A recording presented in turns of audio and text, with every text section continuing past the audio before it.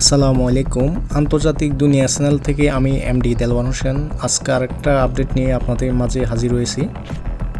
আপডেটটা হচ্ছে ইরানের বিরুদ্ধে আমেরিকা ও ইসরায়েলের সামরিক অভিযানে তীব্র সমালোচনা করেছে চীন।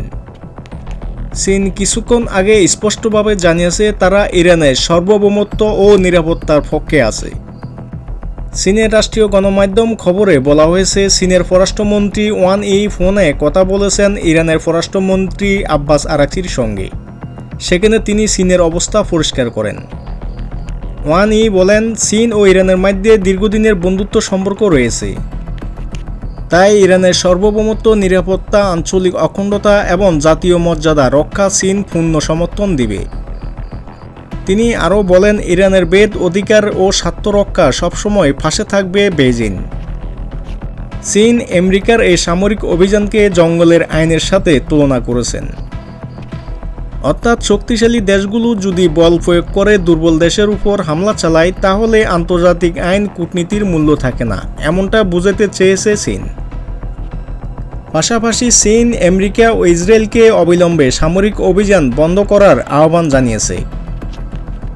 চীন সতর্ক করে বলেছে, উত্তেজনা যদি বাড়তে থাকে তাহলে তা পুরো অঞ্চলে যুদ্ধ ছড়িয়ে পড়তে পারে।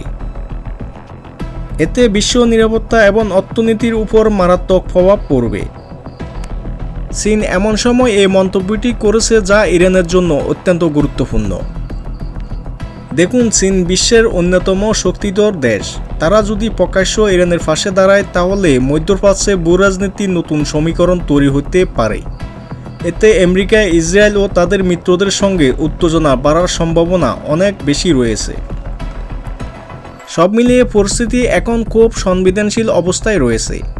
বিশ্ব তাকিয়ে আছে এ সংকট কূটনীতিকভাবে সমাধান হবে নাকি আরও বড় ধরনের যুদ্ধ রূপ নেবে। আমরা আরও গুরুত্বপূর্ণ তথ্য পেলে আপনাদেরকে জানাবো, তো সাবস্ক্রাইব করে পাশে থাকবেন।